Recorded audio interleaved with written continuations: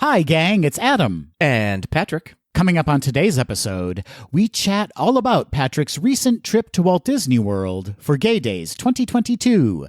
As always, we discuss the latest Disney news, and we close out the show with some quick D. All that and more on today's episode of Gays Do the D. To all who come to this happy place, welcome.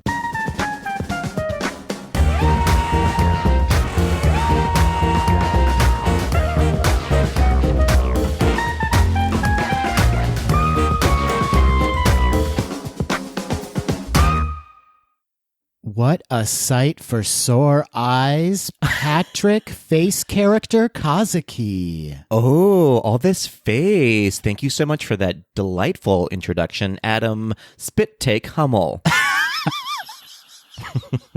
Sometimes, Tweedles, things happen before we hit record. Really, the magic, all of the magic happens before we hit record, and then once we hit record, everything just dies. Oh, are you good? Did you burn yourself, or you're good?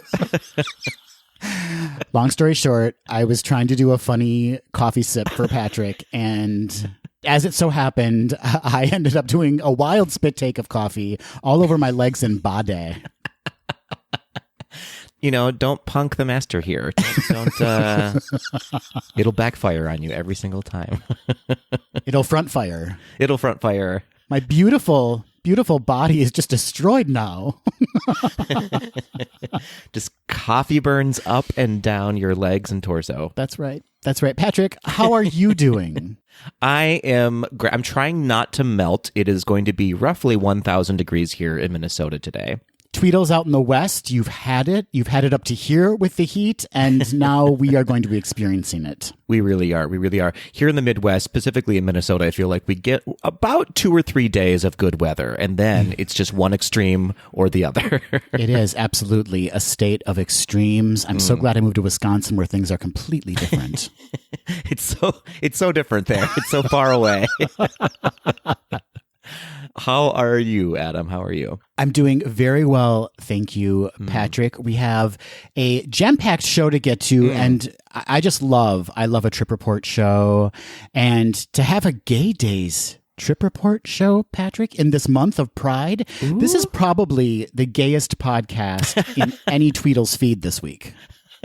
I mean, title alone, I hope so. I really hope so. But yeah, this is going to be a real gay episode. Very excited. Buckle up. Some emotions will be had. Oh, here we go. Those are promises we intend to keep. Yes. But before we get to all the new content, we have to go back in time to our last episode where we had a little Fab 5 redux of our Fab 5 Disney movies list from episode 1 and our Walt Disney World Sweet Treats list from episode 2.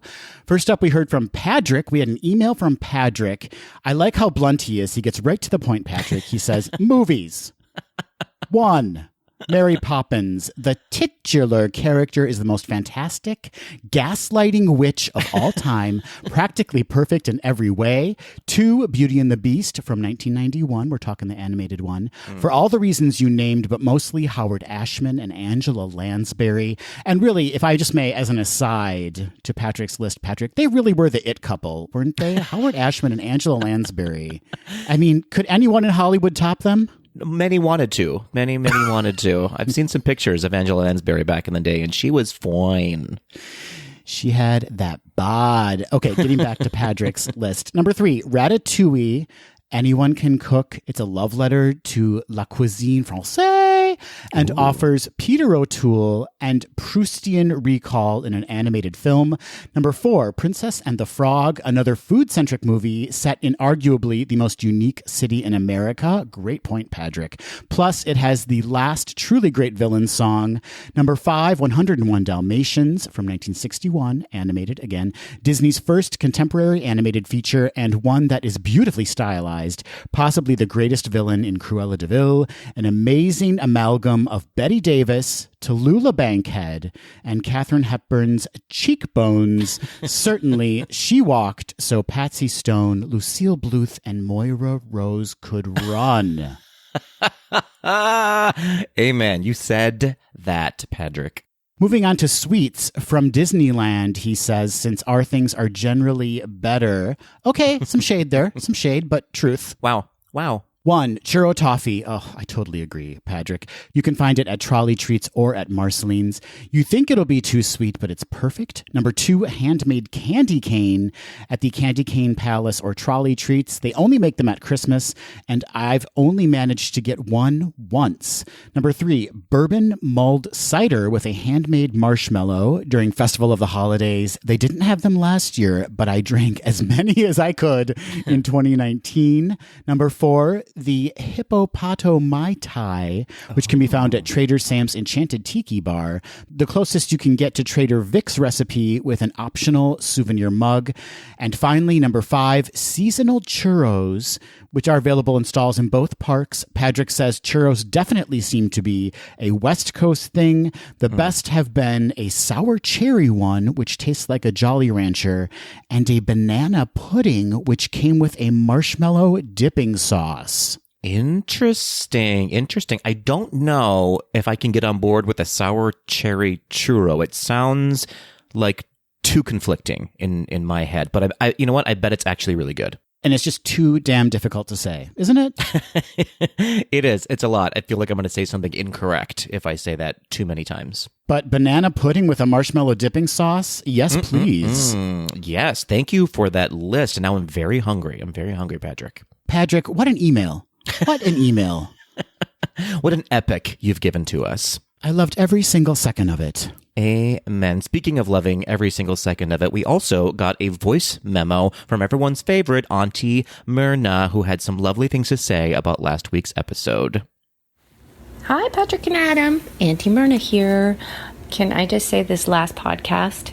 Yes. We all love a reunion show. We all want to see if the couples are back together. There were revelations. There were almost tears. There were references to Alice in Wonderland, with which yours truly was Alice in the High School Musical, braces and all. So I live. And I cannot wait to hear for Patrick's new adventures in our favorite place in the world.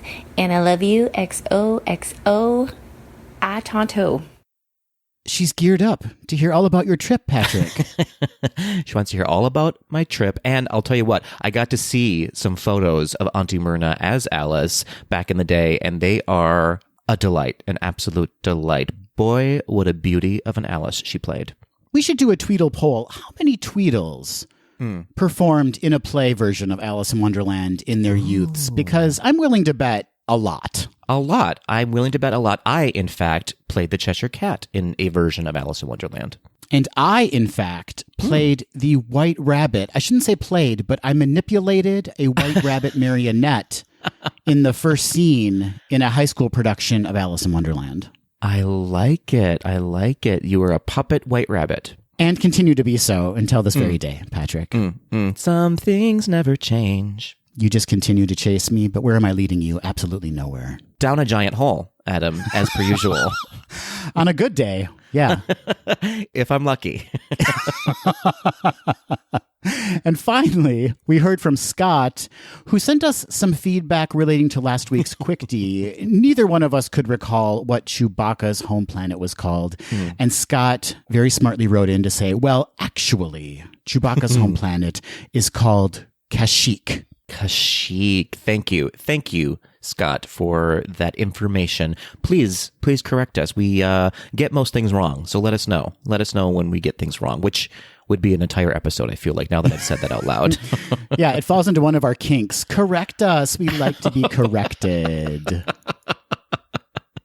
That's gross. It is gross. I apologize. Well, thank you, everybody, for your feedback. We love hearing from all of you. Moving on, Patrick, we need to talk about a teaser trailer that dropped a couple of weeks ago. I'm talking about the trailer for Strange World. You are talking about that indeed, because I'm looking at it here on my show notes. I watched it this morning, finally. I have not seen it until today, and I'm very interested in this film. Yes. What's the vibe it's giving? I'm thinking like a little 50s sci-fi meets Jules Verne kind of moment. Very that. A little bit of Treasure Planet, kind of. It's giving me a little bit Adventurers Club vibes. Maybe this maybe going to be an introduction into SEA for Disney? Who can say?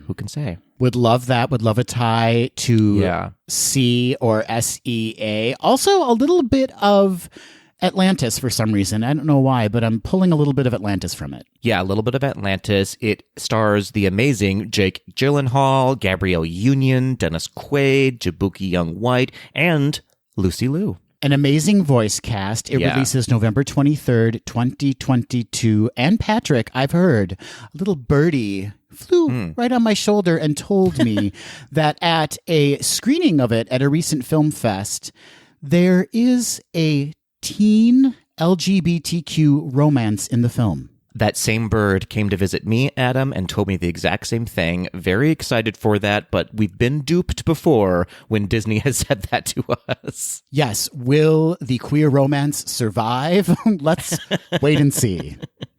We will. We'll have to wait, in fact, until November 23rd to see if Disney is saying gay finally. What a fab pre-birthday present for you, though, Patrick. Ooh, I like it. Definitely we'll have to cover this for a very special PK birthday episode. Well, Tweedles, please send us your thoughts on the Strange World teaser trailer. Are you feeling it? Are you not feeling it? Drop us a line and give us the deets. And speaking of information, Adam, have I got some information for you in the form of This Week in Disney History? Always a treat to have a little This Week in Disney History.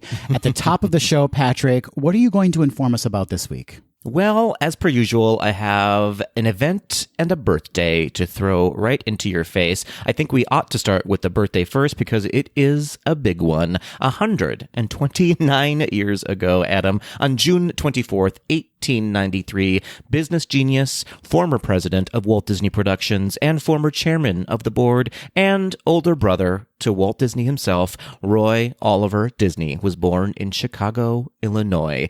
Not much, obviously, more needs to be said about this amazing man and his legacy over Disney, but fun fact and a testament to his love of the company, but I would say more his love for his brother. It was at Roy's suggestion and request after Walt's death that Disney World actually be named Walt Disney World. Finally giving his brother the credit that he deserved.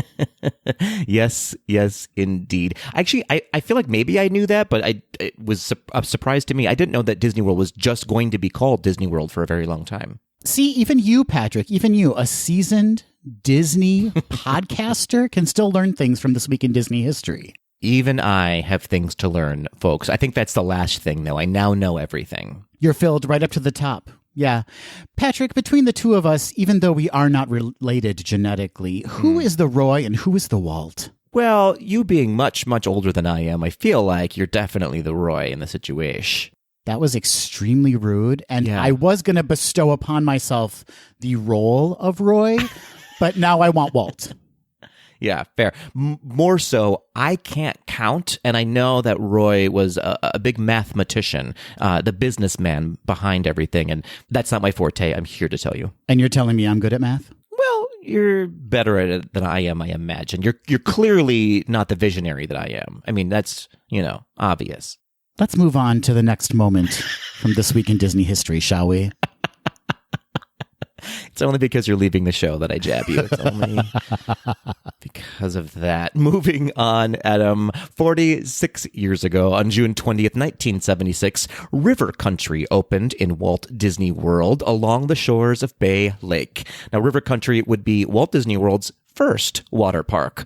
River Country was themed as a rustic, old-fashioned swim-in hole. The park featured swimming areas, water slides, and a lazy river.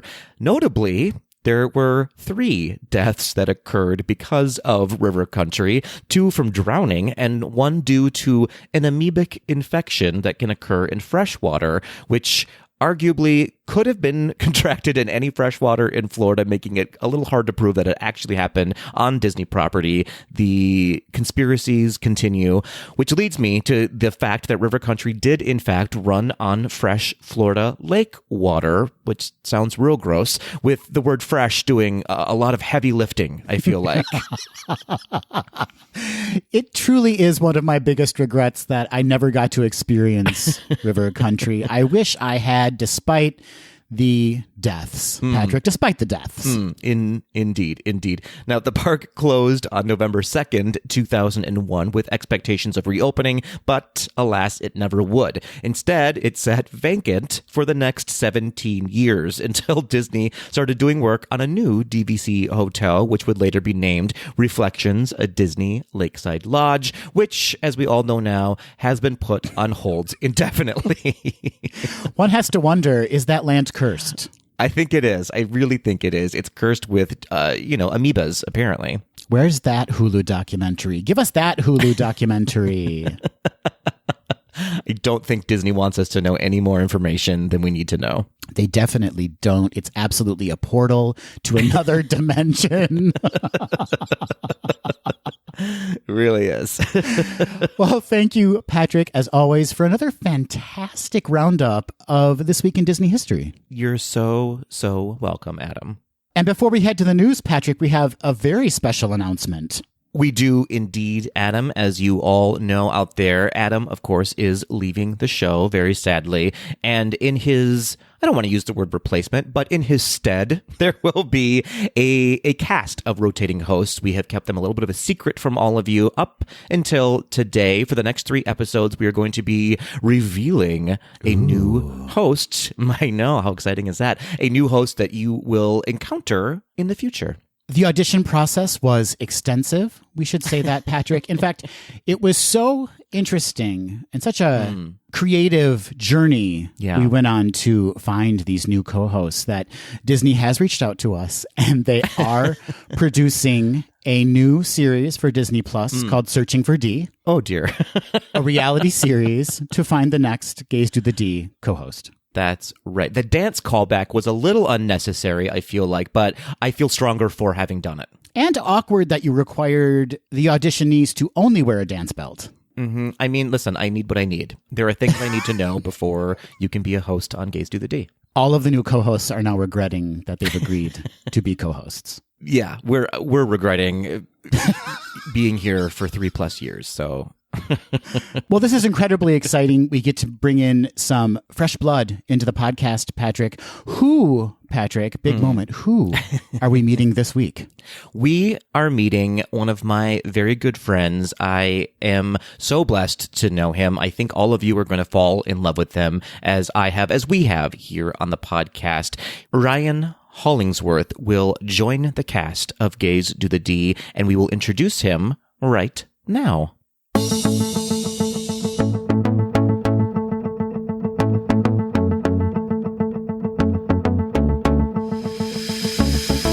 It is my distinct pleasure to introduce to the pod for the very first time, long-time listener, first-time contributor, Ryan Hollingsworth. Welcome, Ryan. Hello, thank you, Patrick. I am so excited to be here. I feel like that I have the keys to the kingdom tour right now, getting the behind-the-scenes special. I'm in the tunnels. I am in the cast members only area, and I'm so excited about it. The price for admission is not worth it here, but we appreciate you buying your ticket to Gaze Do the D. Oh, absolutely. I'm just expecting all of the deluxe packages to happen. It's not going to happen. It's not going to happen, Ryan, but we're going to make it happen together, you and I. Okay, deal. Perfect. Deal. Now, the Tweedles at home, they may recognize you from a podcast you were previously on with your husband, Lane. Yes, so I believe 2018 to 2019, about 2 years, especially around the time that me and Lane first started listening to Gaze Do the D, and making, kind of listener contributions via the Instagram, as well as kind of sometimes leaving voice notes to y'all. We were co-host of Wed and Woke.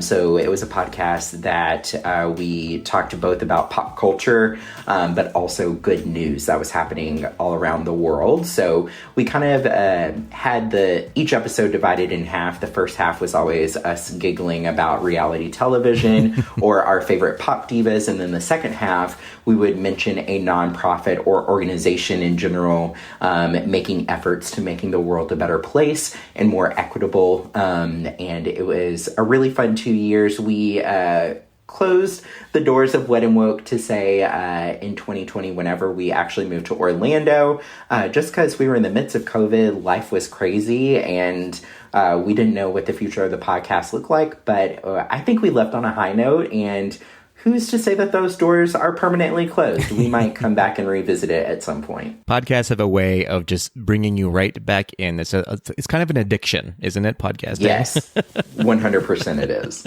I love that. So you and I actually have been, I don't know, I guess Instagram friends for quite a while. Like, we became instant friends sort of when you started listening to the podcast, and you and I clicked right away. And we met finally maybe a year or so ago. I can't remember exactly when, but I'm here to say that we, or I at least, became immediately obsessed with you. I just fell absolutely in love with you. And here's why. Everything you were describing about your podcast and what you were doing on it sort of describes who you are, as I see you as a person, someone who just leads with their heart and their spirit, and also isn't afraid to tell some truths when truths need to be spoken. And I absolutely love that about you. And I'm so excited for you to bring that spark and that personality to our podcast. Thank you. That is a huge honor and a huge compliment coming from you, honestly. Look up to you in so many different ways, especially your voice in the fandom community that we are a part of. I try really hard to have all of, that's my end goal. So for you to say that I approach with kindness and accountability, that's like the highest compliment coming from you. So just thank you. I love that. A kindness and accountability. Can we all learn from that, please? Can we all take one thing away today? Absolutely. We're calling people in. We're not calling them out. We're calling people in. I love it. 100% that. Yeah, very, very that. So I'm so excited to have you on the podcast. I know all of our Tweedles are going to fall madly in love with you. What do you hope to bring to an episode that features Ryan? Yeah, I think that we're going to have a really good time. I mean, I said this joke to Patrick a couple of weeks ago that I come from a very interesting intersection. I always joke that I'm Black, I'm gay, I'm multiracial, I'm also left-handed and from Arkansas, so I'm like God's greatest joke. And so I'm really hoping that I can bring about just like a really fun perspective that maybe you haven't heard before, especially within podcasts that are around the Disney fandom. I think, we look around at people who enjoy the things that we enjoy, especially via Instagram, especially via, certain podcast, and things can look a little monochromatic sometimes, right? And so I am excited, just as kind of one of many Black Disney fans or creators, as some people might say. And I want to see more of us represented in these platforms. And I'm really hoping that I can, do them proud by representing them here on the podcast. Oh my gosh. I know that you will. It's true. This podcast included, and just the world in general, and specifically, you and I have been talking about this a little bit behind the scenes in the Disney community, your perspective and your voice and where you're coming from is sadly and not unsurprisingly, I should say, underrepresented in the world at large, basically. And so I'm excited for you to share that unique perspective that we may not have had here on the podcast. Not that we've missed it, not that we've not tried to to have it here, but you are authentically you all the time, and that's what I'm excited about. Oh, thank you. Oh my gosh, being authentically yourself it's been a very long road to get there. But I'm very proud and happy to be here, and I hope that if anything, I can encourage some of our listeners to approach every space being authentically themselves as well. Oof, I love that. And beyond all of that important messaging, you are also just a wonderful fan of Disney. You are a breadth of knowledge of Disney as well. You're a Florida local, so you have that unique perspective. I'm excited about all of this. I'm excited about what you're going to bring to the podcast because you may be seeing things that we just don't have privy to. Yeah, I'm gonna try to get. I want to be like the person in the field that you see on the news that there's like an earthquake or a fire happening, and I'm giving the in real time commentary. People are like pushing me down for a Figment popcorn bucket. I love that. That is, I'm happy to be the correspondent in the field. I love that. And now let's turn to Ryan for Figment popcorn buckets. Ryan, what do you have to say? I'm like, don't enter the park. Don't take any treacherous journeys. Send help. Have you seen the correspondent in the field? I believe that she's English, and she went viral. I think last year it was like a nice light rain outside, and she's like, don't take any unnecessary journeys. Have you seen that before? No, but I need to look at it now. Oh, it is hysterical. And so that's what I will be doing, fighting people off for popcorn buckets. I now need a t-shirt that says, don't take any unnecessary journeys. Don't take any unnecessary journeys. Don't do it. I love that. Speaking of being authentic, only take authentic you journeys. Yes. Turn around, don't drown. Oh, see, this is what I'm talking about. I think this is just a little taste of what the Tweedles can look forward to when you and I are on an episode together. I'm so excited to have you here. I'm so excited to be here, Patrick, and I hope everybody can be along for the ride. And also, please, as we discuss diversity, equity, inclusion, especially in the Disney space, if you ever need to call me in, as I mentioned earlier, please call me in. Like, I definitely need to be corrected sometimes. Oh, who among us is not above being corrected every once in a while? True that. Well, thank you once again. Thank you for your time. I look forward to our first episode together. I know all of our Tweedles are going to fall madly in love with you as I have. Well, thank you, Patrick. I can't wait. My goal is to be the favorite.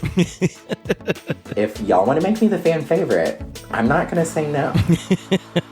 Fair enough. You heard it here first, folks.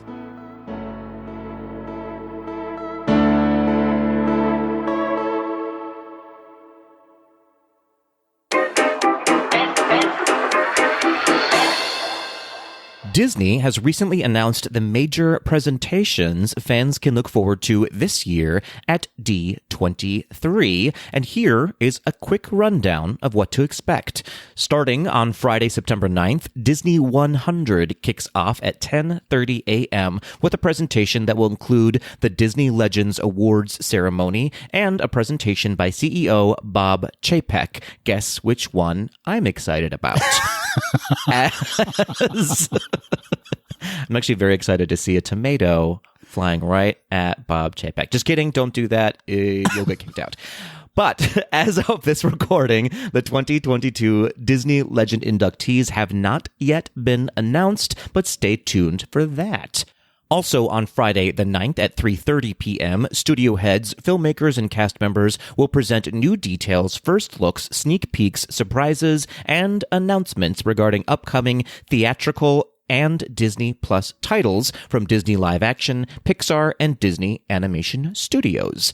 On Saturday, September 10th at 10 a.m., filmmakers, cast members, and surprise guests will present theatrical and Disney Plus titles for upcoming Marvel Studios and Lucasfilm projects. And at 3:30 that same day, Disney-branded television will showcase upcoming content, including never-before-seen sneak previews of original content for Disney Plus, Disney Channel, and Disney Junior, including looks at the new Disney Plus original series National Treasure, American-Born Chinese, and The Santa Claus. On Sunday, September 11th at 10:30, Disney Parks Experiences and Products Chairman and all-around superstar Josh D'Amaro will announce updates on all the magic happening around the world in parks, on the seas, and at home. Attendees will get a behind-the-scenes look at what Imagineers have in store over the next few years. And rounding out the weekend at 4:15 that day, that's a weird time, Disney Concerts will present a special performance of Disney Princess, The Concert, which will feature Susan Egan, Isabel McCalla, Annalise Vanderpool, Sydney Winters, Adam J. Levy, and of course, Benjamin Rauhala. Now, additionally, this just in, D23 members will have the opportunity to join a D23 only Oogie Boogie Bash on Saturday, September 10th. Now, tickets, sit down for this, are $179 each. That's a lot, Disney. Included in your admission is early access to the park starting at 3 p.m., but you don't want to miss those shows, so that's kind of strange, with no additional ticket needed. Immersive treat trails with Disney villains, exclusive character experiences, lower admission access to attractions throughout the park, the Frightfully Fun Parade, the Mickey's Trick and Treat stage show, Villains Grove in the Redwood Creek Challenge Trail, and of course, commemorative keepsakes like a souvenir button, event guide, and unlimited photo pass downloads from the event. Tickets will be on sale for D23 members on June 28th. And tickets for the D23 Expo are almost sold out, with just individual one-day tickets for Sunday the 11th still remaining. To learn more about the event, head on over to d23.com. Where do I begin, Patrick? First of all, I'd like to say, bitch stole half of my story because I was going to talk about Oogie Boogie Bash and you kind of covered it already. Well, you know, you're on your way out, Adam. I don't want you to do more work than is necessary. You're right. That was quite a clever way to spin it. You actually are allowing me to do less work, and I appreciate it. Thank you so much. Fair enough. Also, I'd like to comment, since the legends haven't been announced yet, and I am on my way out, now would be the time, Disney, if you want to perhaps highlight the work I've done over the past almost 4 years. Mm-hmm. It's a small highlighter that they're going to use for that one. Halloween time at the Disneyland Resort will cast its eerie spell September 2nd through October 31st, 2022, featuring seasonal decor, Halloween-themed attractions, photo opportunities with favorite Disney characters and villains, plus specialty treats and more. There is something for everyone during this spooktacular celebration. How many times have I said spooktacular over the past 4 years, Patrick? Probably once every year, don't you think? At least once every year. All right, let's start with Disneyland, shall we? Throughout Disneyland Park, guests will encounter favorite Disney characters in brand new Halloween looks or wickedly wonderful Disney villains looking to stir up a bit of mischief. Vibrant seasonal decor will transform Main Street USA, including the iconic giant Mickey Mouse pumpkin. The Haunted Mansion attraction will undergo its annual seasonal transformation to become Haunted Mansion Holiday, inspired by Tim Burton's The Nightmare Before Christmas. Every night from September 2nd through October 31st, guests may enjoy, I like how they get that may in there, may enjoy the return of the supernatural showcase Halloween Screams, a vibrant projection and light show. On weekend nights, Halloween Screams will take to the skies with fireworks that are sure to waken the Halloween spirits. Guests will be able to view the nighttime spectacular from several different locations throughout the park, including Main Street USA, Sleeping Beauty Castle, and in front of It's a Small World. Let's cross the Esplanade now to Disney California Adventure. In Cars Land, Radiator Springs will once again become Radiator Screams, where resident car actors will transform their homes with unique Halloween twists. Lightning McQueen, Mater, Cruz, and Red will be greeting guests in their best car-stooms. Wow. You can also catch a ride on popular Cars Land attractions that rev up with Halloween spirit. Mater's Junkyard Jamboree opts for a spooky soundtrack to become Mater's Graveyard Jamboree. And Luigi's Rollickin' Roadsters takes guests on a wicked whirlabout to become Luigi's Honkin' Halloween. Over on Avengers Campus, as night falls, Guardians of the Galaxy Mission Breakout transforms into Guardians of the Galaxy Monsters After Dark, an exciting and spooky adventure filled with creepy creatures and thrilling drops. On Buena Vista Street, Mickey Mouse and friends don old-fashioned Halloween styles. Festive Halloween decor will add to the ambiance on Buena Vista Street, including the oh-so-spooky 10-foot-tall statue of the Headless Horseman holding his jack-o'-lantern head high in the sky. Plaza de Familia also returns to Paradise Gardens at Disney California Adventure Park from September 2nd through November 2nd, 2022, including the Can't Miss Experience, a musical celebration of Coco, a lively street performance honoring Disney and Pixar's Coco, and the everlasting bonds of family. And as Patrick already mentioned, but you know what? Repetition is key. You won't learn unless we repeat this information. 23 select nights beginning September 6th through October 31st. The separate ticket after park hours Oogie Boogie Bash, a Disney Halloween party at Disney California Adventure, will add to the family-friendly fun during Halloween time. This limited capacity event offers kids and guests of all ages the opportunity to enjoy the park's attractions, unique entertainment, character sightings, and more, while dressed in their favorite Halloween costumes. Guests will also be able to explore areas inside Disney California Adventure Park that remain open during the party, including Avengers Campus. Highlights of the Oogie Boogie Bash include immersive treat trails, Mickey's Trick or Treat Show, the Frightfully Fun Parade, Villains Grove at the Redwood Creek Challenge Trail, and more. And on June 28th, no earlier than 9 a.m. Pacific time, a limited amount of Oogie Boogie Bash tickets go on pre-sale for Magic key holders. And also on June 28th, as Patrick mentioned, tickets will go on sale for the D23 exclusive one-night special event, which is scheduled for Saturday, September 10th.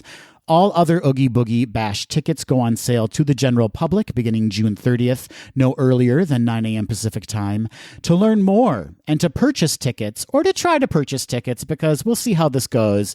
Disney has a history of flubbing ticket sales online, but you know what? Let's give them the benefit of the doubt. It's going to work this time. Anyway, visit Disneyland.com/Oogie Boogie Bash. That's a lot of Halloween, Adam. That's a lot of Halloween. And now, Tweedles, we need you to vote. Who wore it better? Who covered that news better? Was it Patrick or me? Who displayed that ween better? Oh. The opening of the Lake Nona Disney campus has officially been put on hold. In 2021, Disney Parks chairman Josh D'Amaro announced the new regional campus as the new hub for Disney Parks experiences and products, which would require roughly 2,000 employees to relocate to Florida. The mass move is now delayed until at least 2026. What happened? Well, according to Disney spokesperson Jackie Waller, the push-in date was to, quote, give people more time, end quote. Waller also commented on accommodating more construction time for new offices. Sure, Jan. It's no secret that many Disney cast members are very unhappy about the possibility of moving to Central Florida. Employees have expressed concern and even outrage to upper management, and some have even left the company. On top of that, everyone's favorite daytime drama, Reedy Creek, starring Bob Chapek and Ron DeSantis, is still an ongoing mess, with the official dissolvement of the Reedy Creek Improvement District less than a year away and no plan in place for how to pay off the billion-dollar bond debt that will come with the dissolvement. Residents are currently suing Ron DeSantis for violating their rights as taxpayers. Once the district is dissolved, property taxes in the area will go up by thousands of dollars, making those counties affected less than desirable places to move to. Disney has still not made an official comment on the Reedy Creek situation, seemingly hoping that old Ronnie Boy will bury himself with his own homophobic shovel. Nobody wants a homophobic shovel in their garage. They sure don't. They only want gay spades. You know, so many gay spades. Patrick, you just pitched a hell of a show idea. Reedy Creek would rocket to the top of the Nielsen ratings. Do they still do Nielsen ratings? Does that even matter anymore? I don't know. It would rocket to the top of it. No, it does not matter. But yes, it would rocket to the top. Next time on Reedy Creek. Starring Michael Chiklis as Bob Chapek. That is outstanding casting right there. And this sock puppet as Ron DeSantis. Patrick, we like to think of this podcast as a very inclusive, friendly experience, right? Nope, not at all. Okay, well, there goes my bit. Yes, and Patrick. Yes, and beautiful. We are a big tent podcast here, so it's time we address a segment of the listenership that has not been directly addressed in a long time, and they are furious.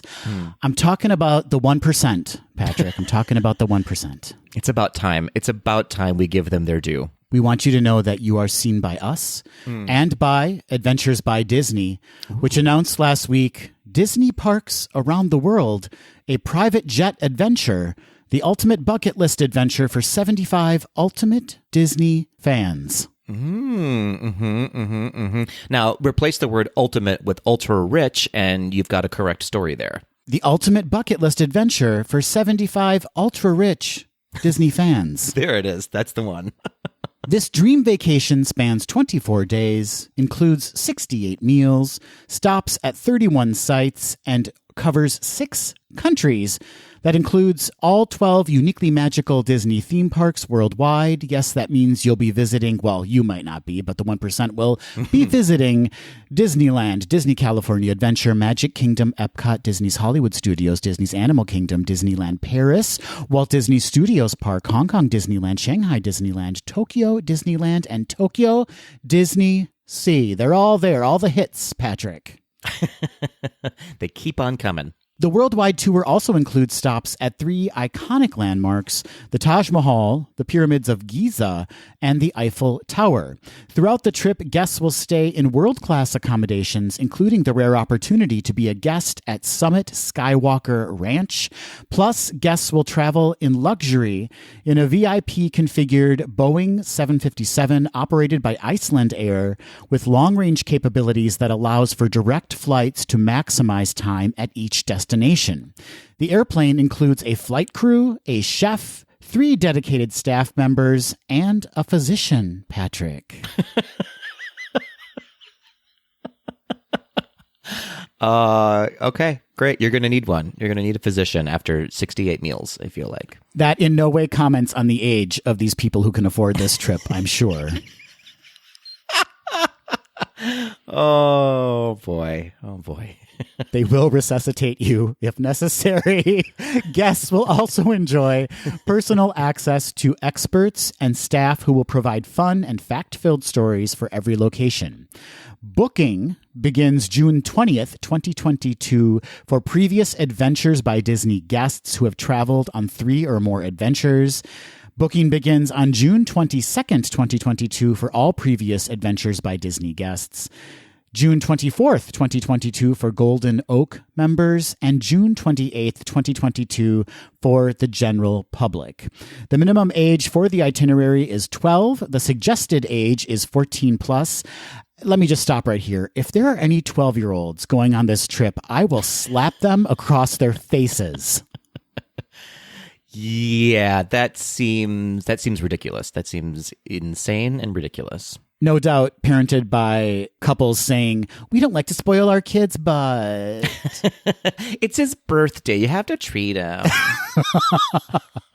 Okay, let's get to the cost. What is this going to cost you? It can all be yours for a mere $110,000 US. You know what? For all that you get, that's actually, I Patrick, feel like... no, don't. Come on. I mean, listen, it's ridiculous, obviously, but that price tag does, it, in my opinion, does seem to match like all the things that are coming with it. I thought I knew you. Do I think it is out of the realm of reality for everybody on the planet? Yes, I do. But... No, I get what you're saying. I get what you're saying. When you take into account the whole VIP experience. Yeah. And I mean, just taking into account alone a trip to Tokyo. Right. I mean, the flight alone is a lot of money. Flying around the world like that is going to be a hefty price tag. It certainly is. If you want to learn more, you can visit adventuresbydisney.com. And Patrick, you know, if enough Tweedles chipped in, this would be a hell of a going away present for me.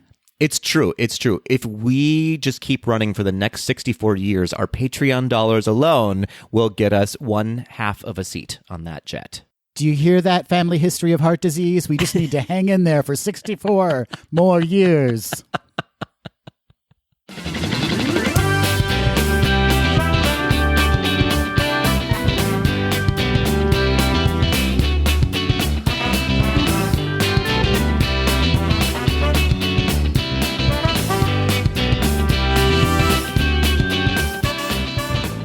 As I mentioned at the top of the episode, I love nothing more than an episode where we get to have a trip report and to have one from noted homosexual Patrick Kazuki. From his Walt Disney World trip where he got to experience Gay Days 2022, is there anything that could be better? No, Adam. There's nothing that could be better than that. I love that confidence, Patrick. This is going to be the best episode that's ever happened. Good. I'm glad to hear it. We're due for a best episode. We've been trying so hard for so long. It's about time. We're due for a good episode, I think. So you're back, Patrick. A whirlwind trip where you got to experience so many things, and I can't wait to hear all about it. But as I like to do, Patrick, we need some statistics right off the top. I need to know, where did you stay and when did you go? Doesn't need to be in that order, though, but give us those details. I was there the first week of June, over the length of the gay days that are happening in Orlando, or that were happening in Orlando. So I was there Thursday, June 2nd, and then I stayed until that following Monday is when I flew back home to Minneapolis, and I stayed at the Coronado Springs in the Gran Destino Tower. One of my new favorite places to stay. Okay, you're 2 for 2 now, right? Your last trip, you also stayed at the Gran Destino. I did, and I believe I'm staying there again in January for the marathon weekend. Well, why would you not? It's an absolutely beautiful resort. It really is. It's outstanding. The service there is fantastic. The ambiance is fantastic. The Dahlia Bar and that patio are absolutely a sight to see. I really love it there. I feel very comfortable when I'm at the Coronado Springs Tower. Also, minor detail, smells great in the lobby. Whatever scent they've got going on in that lobby smells great. It does. It smells very fresh there all the time. So very, very fresh. So, Patrick, was this a solo trip for you, or did you have some companionship? Yes and no. I went by myself and stayed by myself, but our dear friends, Ben and Amanda, who have been on the show a few times before, and their parents were also there for the very same week. And of course, friends that I know who live in Florida were there. Chris from Wishful Thinking was there. We co-hosted the Enchanted Pride event together. So I was not alone, but it was a solo trip in and out. Well, you've mentioned it, so let's just segue right into it, shall we? The Enchanted Pride event you co-hosted with Chris from Wishful Thinking, frequent guest on this podcast. Tell us all about it, Patrick. It was an absolutely amazing evening. We had no real idea of how it was actually all going to go down, who was going to show up, if we were going to make any money, or if it was just going to be the two of us, sort of eating away at a large bar tab. But it was a fantastic evening. So many people showed up. So many people donated. We raised some amazing money for Equality Florida. Of course, it was on Friday at Splitsville. And I have to give a shout out to Splitsville. The servers and the staff there were absolutely incredible. And their food and drinks are really good there. They were very accommodating to us. So if you're looking to host an event somewhere, this is not a commercial. We're not getting paid by them, obviously. But Splitsville is a really great option for you. They do have some tasty bites there, I have to admit. I've been once in Disneyland, but it was delicious. Yeah, it's really great. You wouldn't think it, as it is, in fact, a bowling alley, but it's really spacious in there, and the food is fantastic. Well, I'm so glad to hear that was such a successful event, and an important event, too. Not to pat you too much on the back, because I like to keep you humble, Patrick, but it was a great opportunity to raise some money for Equality Florida, which is doing God's work in a state that needs to see some of God. Can I get an amen? Amen and hallelujah. Amen and hallelujah. Yeah, as I said, we didn't really know what to expect the night of, but we did get about 25 or 30 people attending the event, which was really fantastic. We also had many people buy tickets in donation because they couldn't be there. So thank you to all of you who just gave without even thinking about it. It was so generous of you. We also had a speaker from Equality Florida show up that evening, Jose, say, is a representative from Equality Florida. He was mingling with all the guests and he spoke about, of course, the wonderful work that Equality Florida is doing right now and how important it is that we keep that ball in the air despite all of the other garbage that's happening in the world right now. We have to stay focused. Now, I will say I don't want to speculate on his age, but he was definitely someone who will have a very long career ahead of him. And if I have anything to say about it in this field, because that generation, I have to tell you, the stories that we heard and the things that they're capable of doing is they're not only just going to change the world, Adam. I have to say they're going to build us a new one. I'm very excited for this generation that's up and coming right now. It's so important for us elders to look to the youngins to keep the ball rolling and improve the ball's path, so to speak. And it is very exciting to see how accepting and open that generation is and how enthusiastic they are to really get some serious work done, not only when it comes to queer issues, but environmental issues. Like, we've handed them a lot to deal with, and they are up to the task. They are up to the task. They are hungry for it. So get out of the way, everyone. If you're not going to help, get out of their way, because they will bowl you over, and rightfully so. I want to talk a little bit about some of the people that we got to meet there at the event specifically, if that's okay. I'm going to forget some people's names, so I'm very sorry if I don't mention your name. But thank you nonetheless for being there. As I said, we met so many amazing people who brought their friends and their partners, some people who were alone and just wanted to show up, raise some money, and meet some new friends. A few of the people that I got to meet were Mark and Justin, two Tweedles who were so incredibly sweet. And I will, of course, be reaching out to you, Mark, for some running tips. He's also a Run Disney enthusiast. I met Brandon and Craig and Jeremy, Chip and Chris and Larry, who's another Tweedle who I ended up running into at Magic Kingdom. Hi, Larry. I met with Erica and Julissa and Lorena, some young ladies who are also going to move mountains. I also got to meet Beth and Kelly Parrish, who I can't wait to meet again. They were so fantastic to talk to. I'm sure it'll happen very soon. And of course, as I said, our friends Ben and Amanda were there, along with Ben's parents, Darrell and Addie. I said, I'm sure I'm forgetting someone, but it was such an incredible night meeting everybody there. A few takeaways. I'm just rambling, so stop me if you need me to.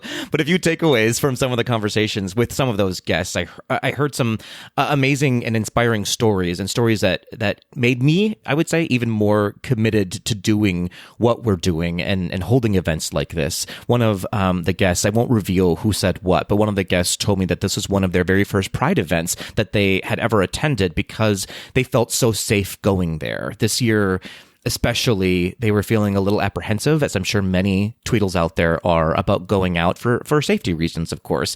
And an event like this on Disney property with other people who they had something in common with, they felt like they were in a safe space. So I was very grateful for that. We cried a little bit talking about it because, things are scary out there right now. So if you are ever in a position to have a safe event like this, I implore you, please do it. It'll be worth it for you.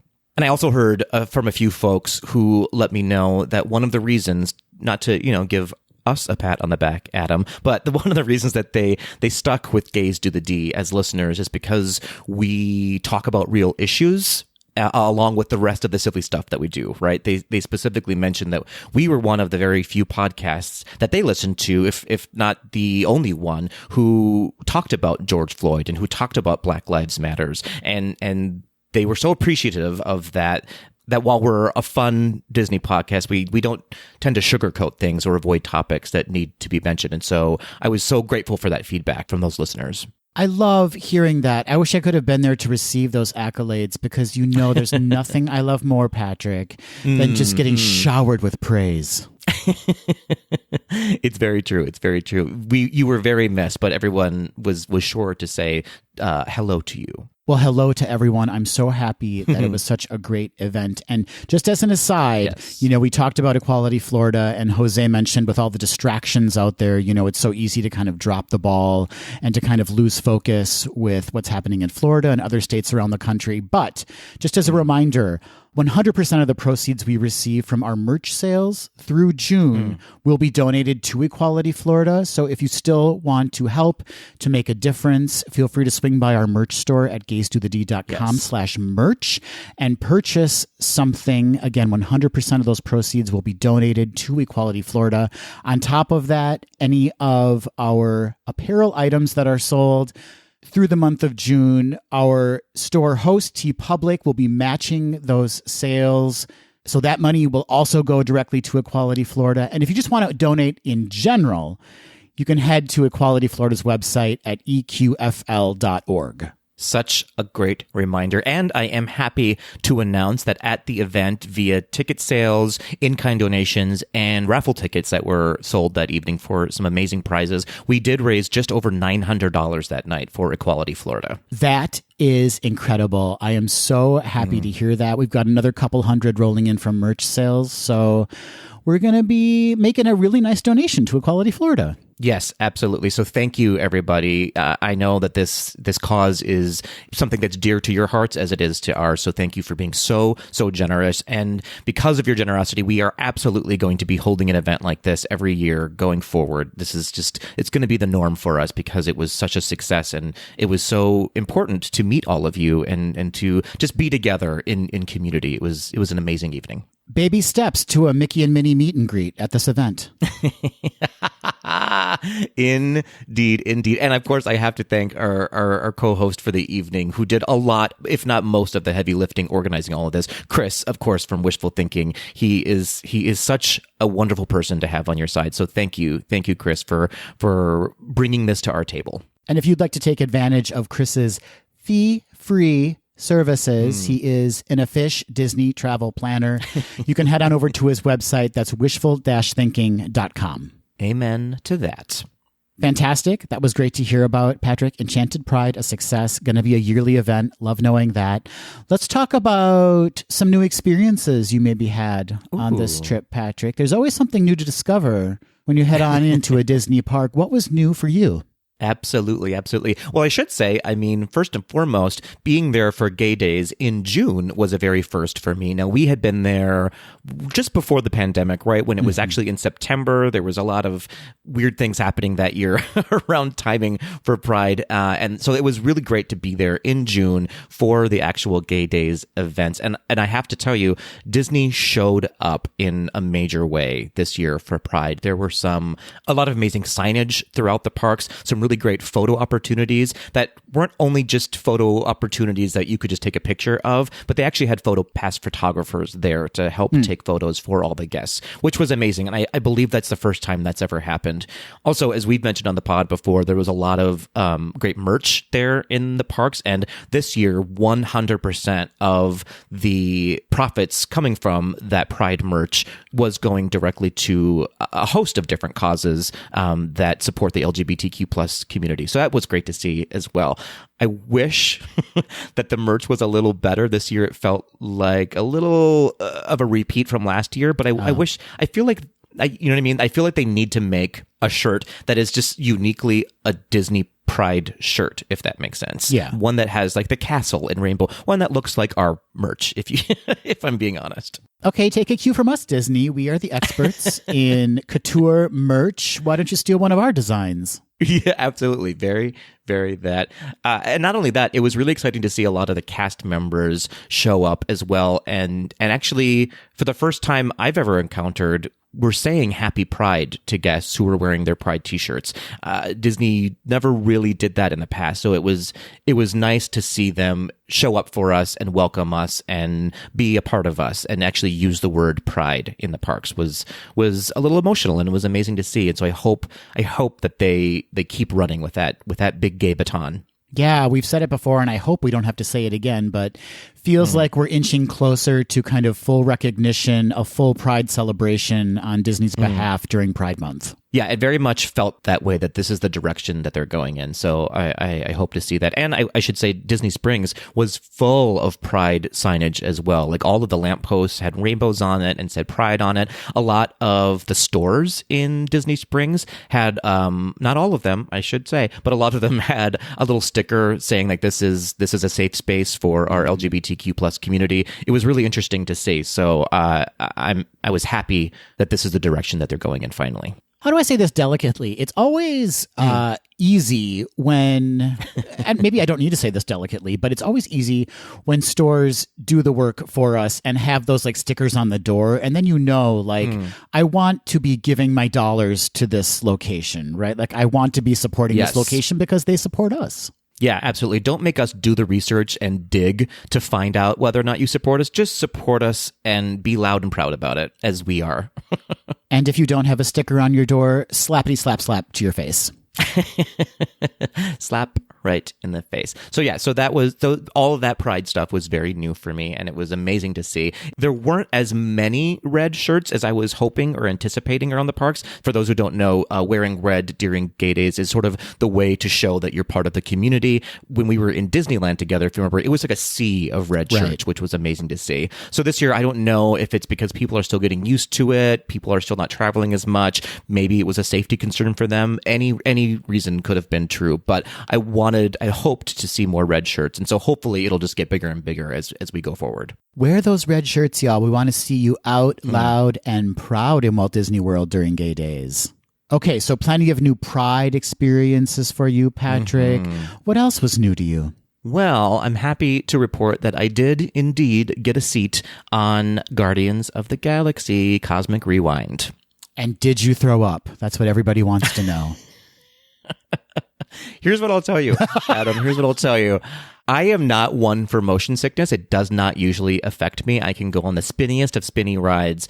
I'll tell you what, this ride was intense. I sat with Ben, and he and I were just laughing and screaming the entire time. But I said afterwards, I feel like if I had been on that ride for about 20 more seconds, it could have gone south for me. It really could have turned upside down. Okay, so we've been hearing reports about people getting motion sickness on it. So just know that you may want to pack your Bonine or Dramamine if you happen to experience motion sickness on rides like that.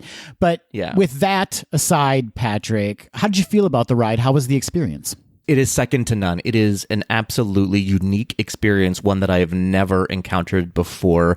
It's not a surprise to most, so it's not going to be a spoiler alert, because we've talked about it here on the podcast, and it's part of the shtick that comes with the ride is that the seats turn as you're on the roller coaster, and there is a backwards launch.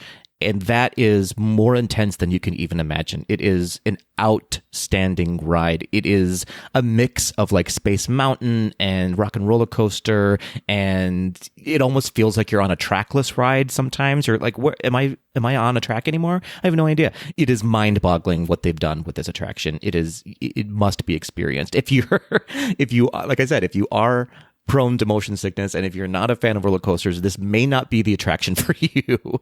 Can you talk about the backwards launch a bit? Like, in level of intensity, is it like the Hulk at Universal? Yeah, it's a little like the Hulk or like Rock and Roller Coaster, only you're going backwards. I know it's not an immediate like shock to the system. It is a gradual and then you sort of launch, but it is very intense and a little bit unexpected for when it happens as well.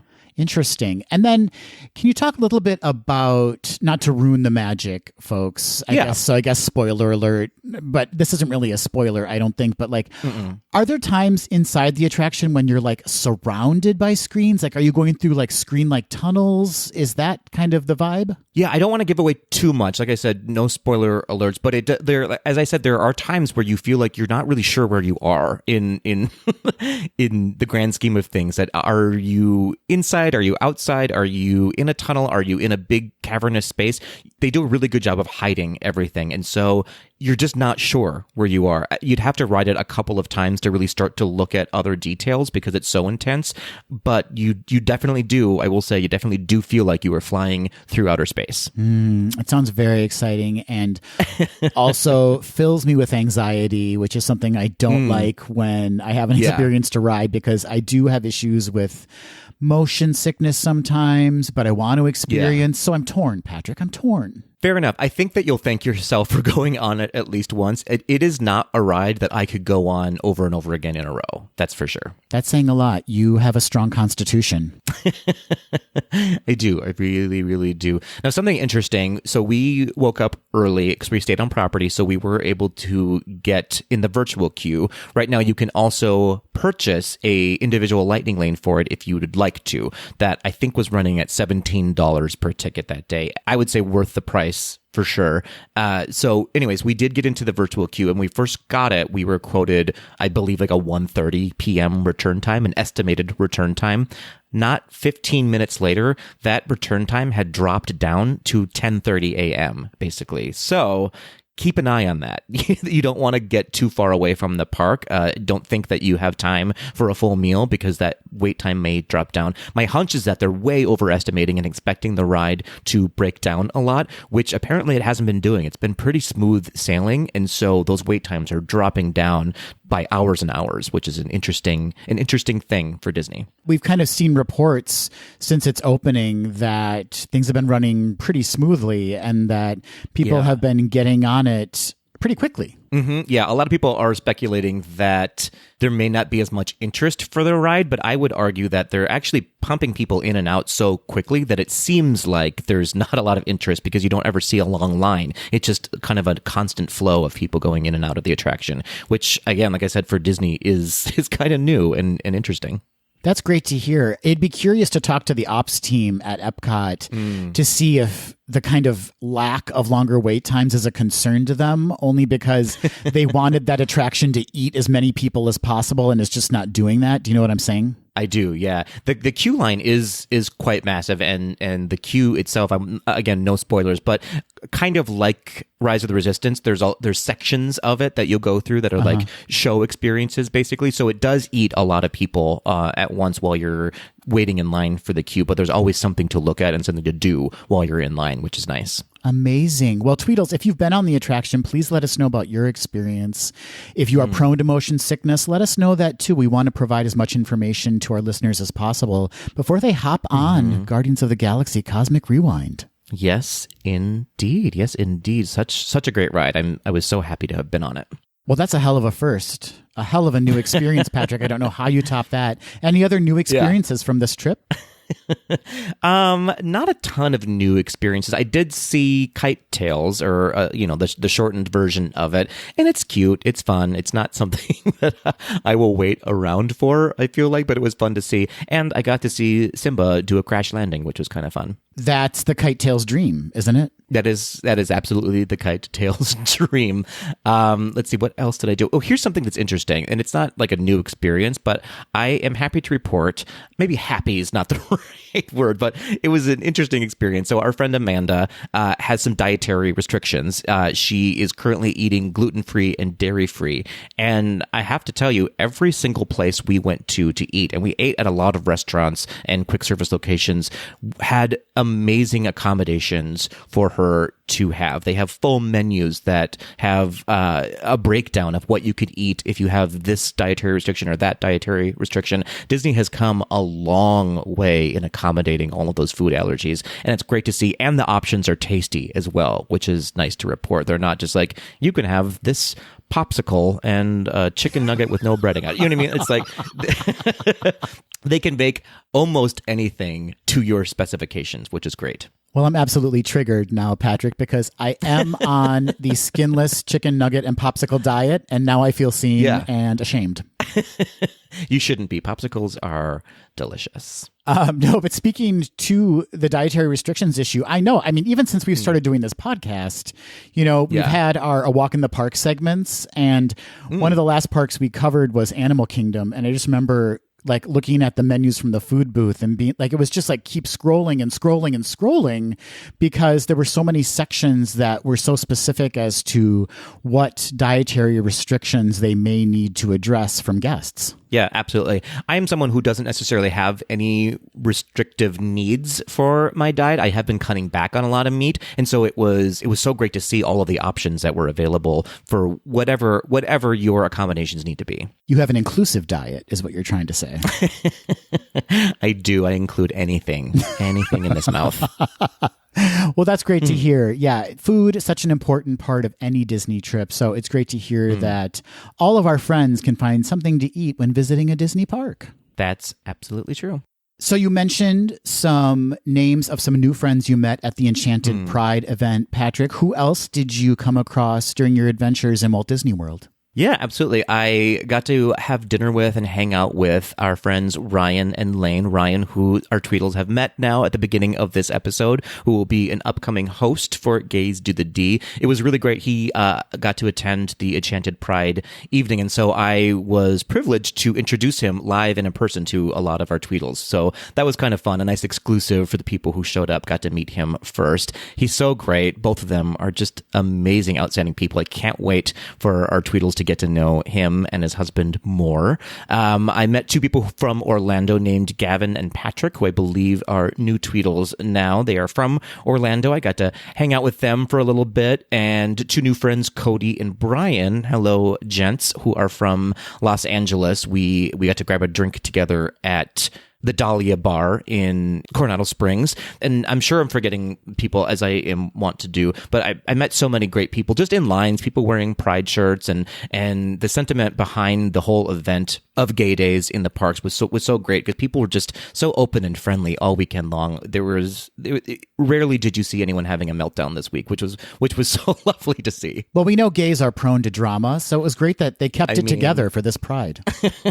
They held it together and were invited back, apparently. But that's just another great reason to wear those red shirts when you're visiting the parks during Gay Days. Yeah. Is that, you are in line, you know that there's someone there that you can talk to or even just say hello to, because they are a member of the queer family. Yes, absolutely. Or they're a MAGA supporter just wearing a red shirt, and then you're screwed.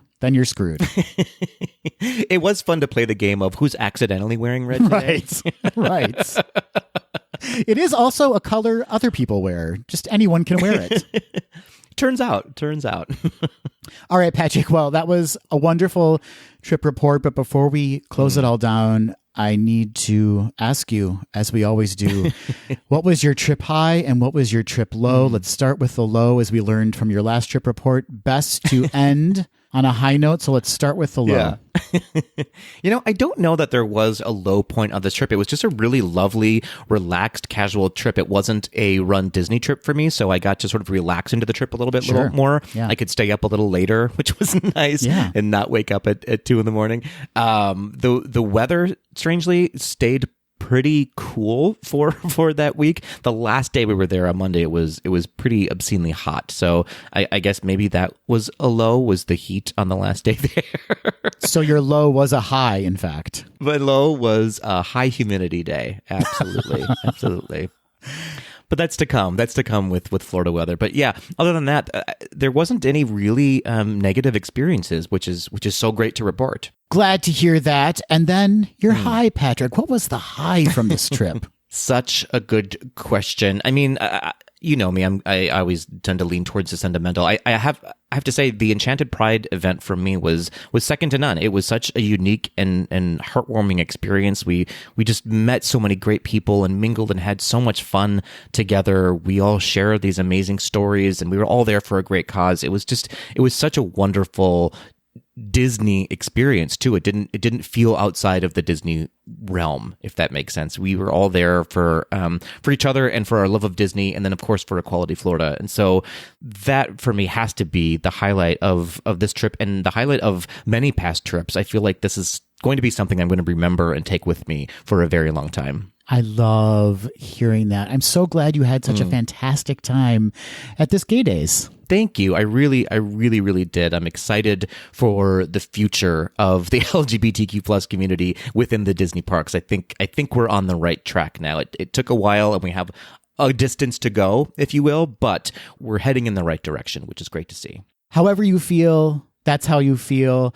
But it's important to note that if you can show up, to be seen right now is so important within the Disney parks. You want those higher ups in the company to know that you are a huge part of the fan base, and you deserve to be treated with respect and deserve entertainment that celebrates who you are. So well said. So well said, Adam. It reminds me of something that I heard recently. I had the privilege of being in or listening to and watching a panel that the great Jeffrey Marsh was a part of. And they said something that really struck me, in that a person's fear of saying or doing the wrong thing today is now an excuse to not show up and to not say anything at all. And it's so important that we show up for each other, and that we have to let each other know that we're here.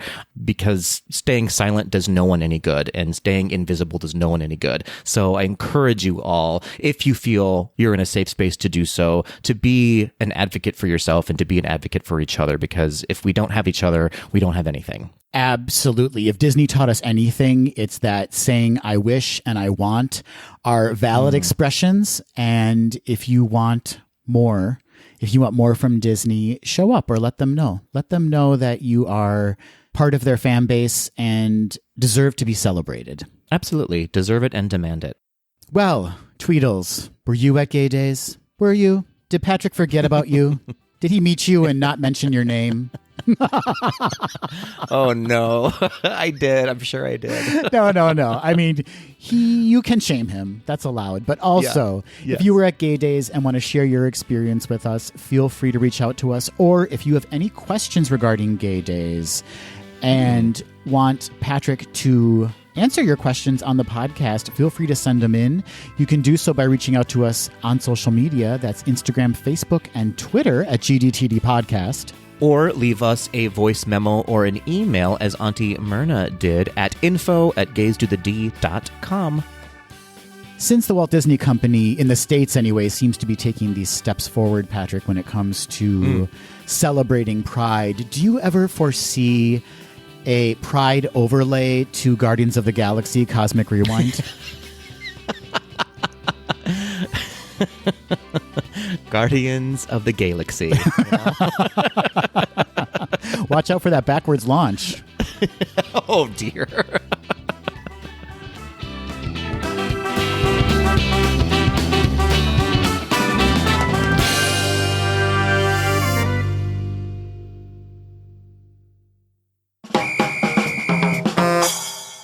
Gay Adam. Yeah, I mean, I will respond to that. Correct. Yes. Gay Patrick. It's fun to say, isn't it? Yeah, let's just all address each other with the title of gay before we say our names from now on. Gay Adam. Congratulations, Brittany, on your wedding, I guess we should say now. Oh, there you go. What a great segue into that. But we're not here. Those photos, though, I could spend a year looking at those photos. Absolutely. You're trying to figure out Madonna's face, aren't you? What's a story. going on there? What a real story. Which leads me to my question for... No, I'm just kidding. But what happened? Adam, it's the end of the show. We are giddy and ready to eat lunch. But before we do so, it is time, once again, for some quick tea. It is that time, Patrick. Whatever category of quick tea will we be doing today? Original D. It's Pride Month. We're going back to that Original D. We're staying at it. We haven't done anything different for a while, but we're very lazy. We're going to go with Original D, which means we are going to ask each other a question we have not been privy to prior to recording and answer it off the cuff. It might be funny. It might be sad. It might be angry. Who knows? It's all a surprise. Mine's going to be angry. I do like an angry D. I do like that. Seek a doctor's attention if your D is angry. Oh, and that's all. That's all of our show today, folks. Here we go. Now, Adam, are you going to ask me a question first, or would you like me to throw a question your way? Throw one my way, buddy. I will. Something we did not discuss on the news segment today, but it is in fact happening this June 29th. Disney's minivan service will be returning to Walt Disney World. Yes. Indeed, Adam, you know Disney likes to plus things up. So there will be a Minivan Plus service. What what do you get in the Minivan Plus service, Adam? Oh, okay. First of all, snacks. We need a lot of snacks. Yeah, maybe some of those Minnie's Bake Shop cookies. Please and thank you. The rides from the resort to the park can be long, and I'm talking 10, 15 minutes, so you're going to need something to eat during that time. Yeah, it's true. If I go longer than but a few minutes without a snack, there's going to be some angry D around. That's how your D gets angry. Noted. Also included in Minivan Plus are some new Huggable Friends being released by Disney. They're called Huggable Friends. And you can get a Hemsworth. You can get an Evans. And they'll just be sitting in the back seat waiting for you. It sounds like a real doll experience, and I'm interested. And you define what huggable means. Huggable is just a marketing term, okay? It's a loose generalization of what you can do in that van. That's right. So snacks, huggable friends, and last but not least, Patrick, that playlist. That's right. In each Minivan Plus, a playlist featuring Megan the Stallion. What a random choice, but I'm into it. I'm very much into it. She's been looking for a partnership with Disney for quite some time. Fair enough. And what a good match, I would say. Setting those rhythms for you and your huggable friend, you know? That's right. Yeah. The rhythm is going to get you after all. Truer words were never spoken. So I don't know about you, but I am super pumped to ride in a Minivan Plus. And only $700 a ride. Which after Disney parks around the world, I mean, that seems like a real steal of a deal.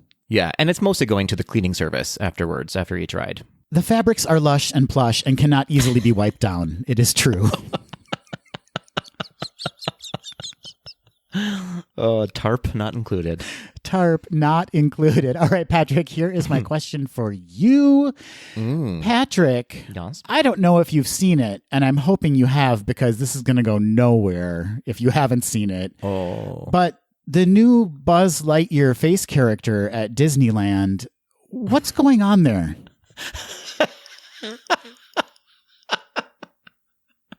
What is going on there?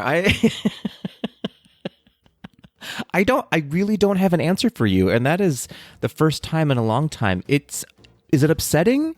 I don't know what the word is for it. How to describe it? Confusing?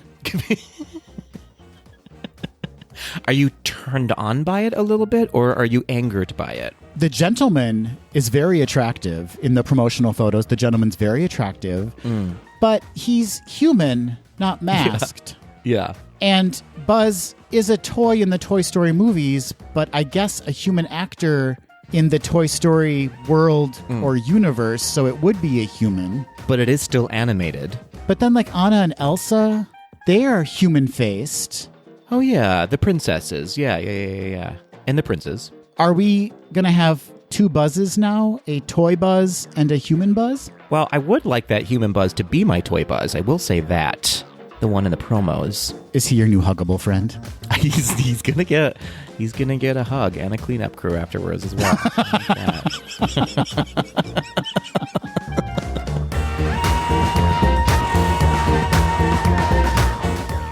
That will do it for this episode of Gays Do the D. Thanks for listening. To become a patron of the podcast, visit our website at gaysdothed.com/donate. For a donation of any amount, you can receive exclusive Gays Do the D content and help us continue to bring you the very best Disney news and discussion. Continue the conversation after this episode on Facebook, Instagram, and Twitter at GDTD Podcast, and submit your questions or show ideas to info@gaysdothed.com. Have a great week, everybody. See you real soon.